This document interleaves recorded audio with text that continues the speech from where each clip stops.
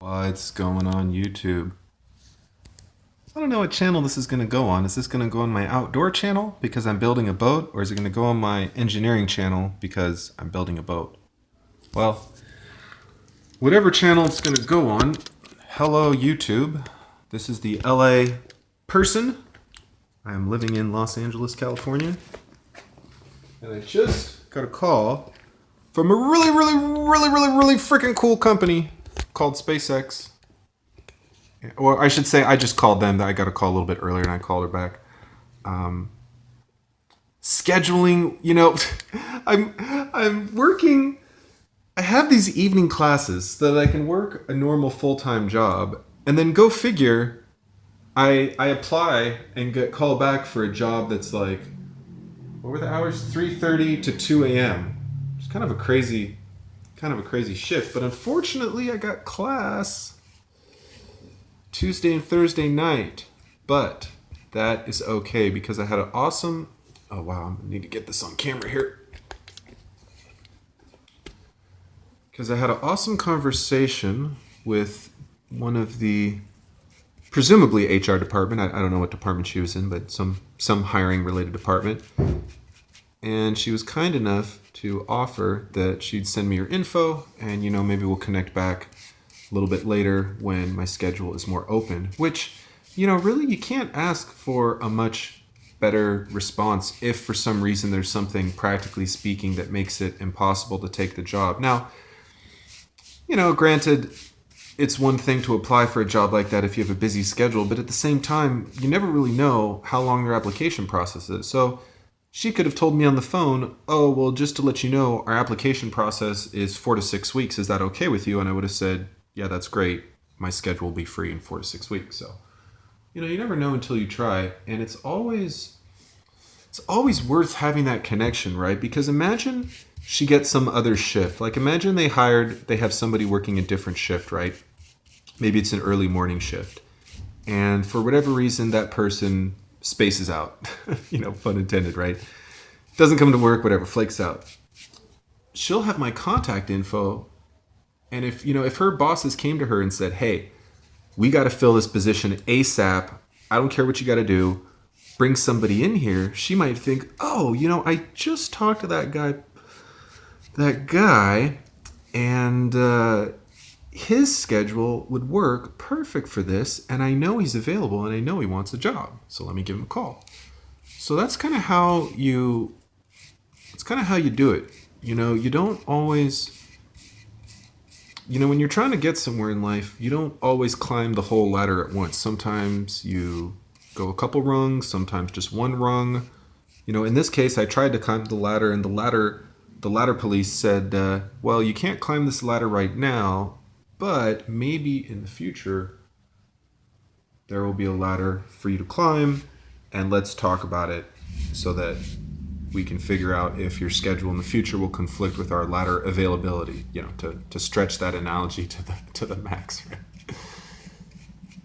So that is pretty freaking exciting, especially because I think the turnaround time on that application to response was fairly quick. I just painted myself into a corner.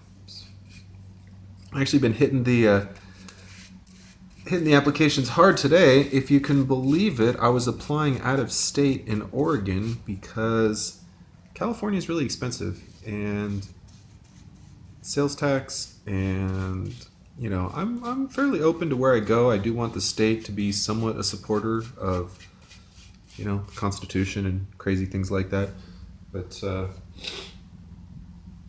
I'm hopeful that I'm gonna find something eventually. At the same time, I do kind of get nervous sometimes that these 6 weeks until I graduate are gonna go by and nothing's gonna come up. And even though I did go to school specifically, to be an engineer, I'm not exactly above doing other types of work. I spoke with one of my really good friends recently, and he was saying something along the lines of, oh, I got this job that I'm not, super proud of. And I kind of responded like, look, everything you do in life to get you towards the goals you're trying to reach is counts for something. So even if you're working at 7-Eleven, for example, he doesn't work at 7-Eleven, but if you're working at 7-Eleven, for example, it's not really the biggest deal in the world. For example, a couple of my local 7-Eleven employees are both like going to school and learning stuff and taking classes, and I could just sort of ignore them and not really talk with them, but I do talk with them and I share stuff with them. Like one of them was talking about coding, so I told them about Code Academy, and I think the other one was talking about learning a language, so I was telling them about Duolingo, which is a website to help you kind of learn a different language. So it's I don't know where I'm going with this, aside from the fact that you always got to focus on moving ahead in life. It's easy sometimes to get a little discouraged if progressing your life, turns out to be harder than you expected. And of course, it's typically harder than you expected. One of my really good friends got into nursing school, which in and of itself was a miracle because there was a lottery system, which means that they had way more students than they had slots for. It was already a miracle that he got into school. And it's after he got became an RN, which of course is a huge accomplishment in and of itself. And he was actually working in a hospital at the time.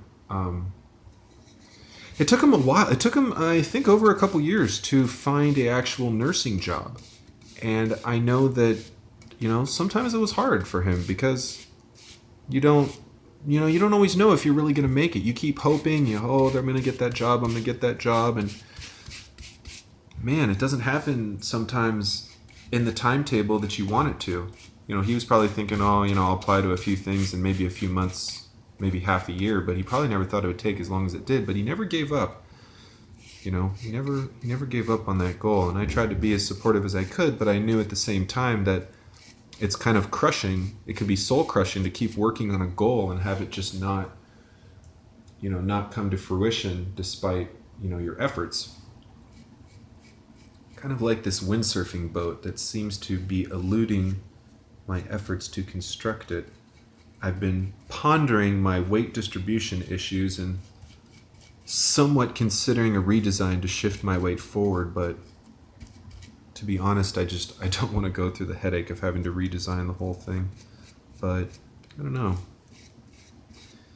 I'm starting to get a little concerned that I don't necessarily want to move with this behemoth. If I have to move with this thing, I definitely have to get some kind of trailer, or I can't exactly drive long distance with these 3 freaking boards on top of my car. So we're starting to get into where we're going to have to make some decisions about what direction our life's going to go. Isn't that crazy? Crazy big life decisions. Like, what state do I want to live in? What, who do I want my governor to be? What kind of weather do I want? Man, it's dark in here.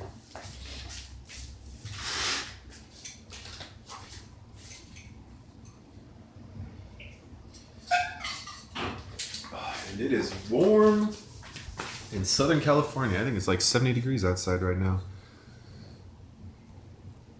And then earlier today, I was just walking outside thinking, do I really want to leave this weather? It's pretty damn nice outside. But what's the point of having such nice weather if I don't have a job to enjoy going out and doing stuff? I can only play Ultimate Frisbee so many times, and even gas costs money. In fact, California is trying to vote on some new gas tax and take even more of our money. It just never ends. It never ends.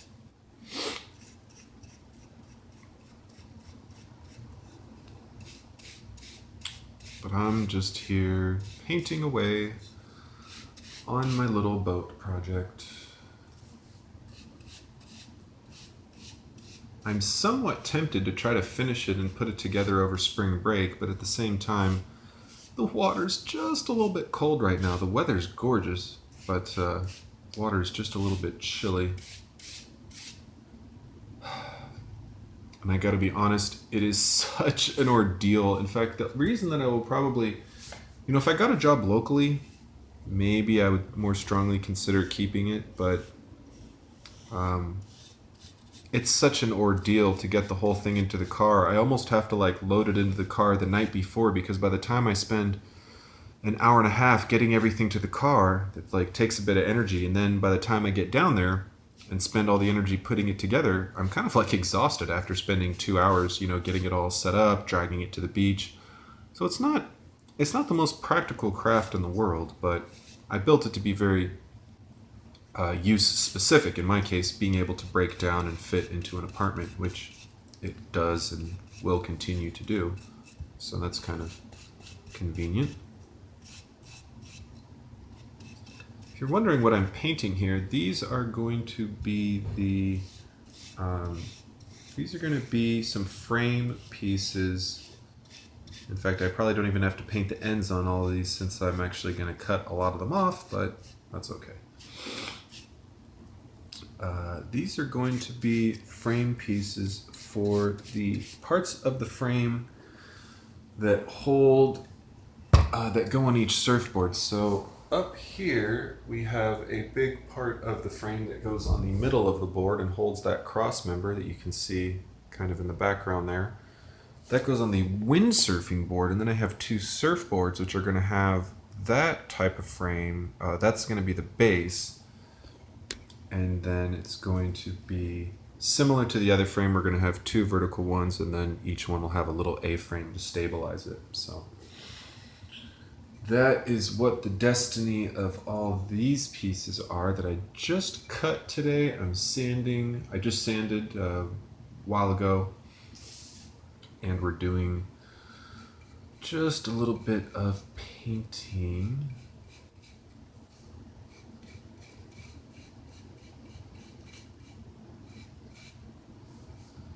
So yeah, YouTube, what have you been working on? What kind of projects have you been working on? Been doing any prepping? Hopefully. Been working in the garden? Is it time to plant yet? It must be spring. Are we in spring? I think it's spring. Are you planting stuff?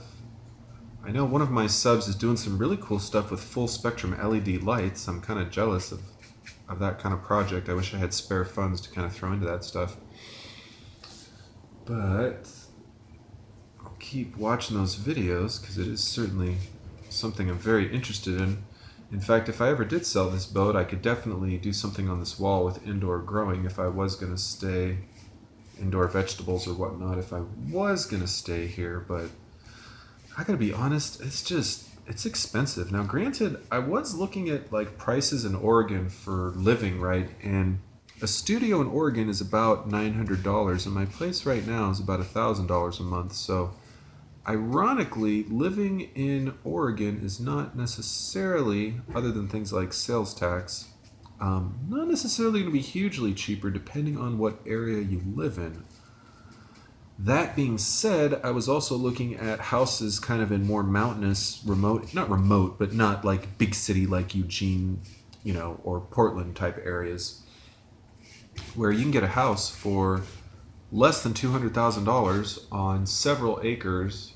And I think I actually even talked about it in one of my previous videos, but mortgage payment on a house like that with a modest down payment is $600, $700, $750, $800 a month. So ultimately, I would move to Oregon, not because that the rents are cheap, but because the housing is considerably cheaper. And the sooner I can start building a little bit of a nest egg with housing, the sooner I can feel less worried about my retirement.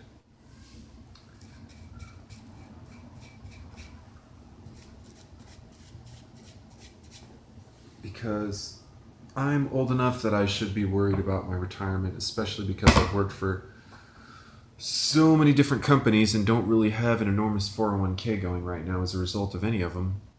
But I have been spending a large amount of time and energy investing in myself. So we'll see whether or not that pays off. Hopefully it does.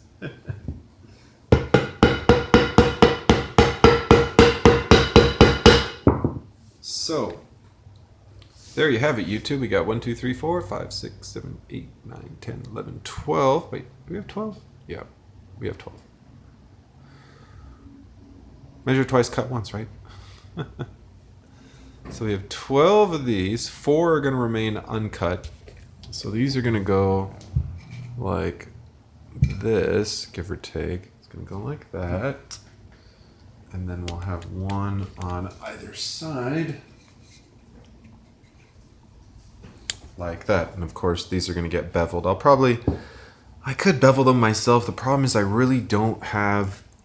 I would need sort of like a jig and something set up. My buddy has a bandsaw, a big arm bandsaw, and I think I'm just going to go to him and have him help me out because we kind of help each other out on projects.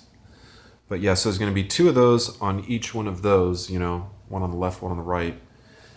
And hopefully that will... I mean, I know it's going to be stable. In fact, the only thing that I really have concerns about, like I've talked about previously, is the weight distribution. I'm fairly confident that I'll have enough thrust from the sail. I'm probably not going to be flying along, especially considering how much extra weight I'm dragging through the water. But, at the same time, the sail is going to be perfectly vertical, which is something that doesn't really happen when you're windsurfing. The sail's you're kind of leaned back into it a little bit. So until next time, YouTube, like, comment, subscribe, keep building, and keep prepping.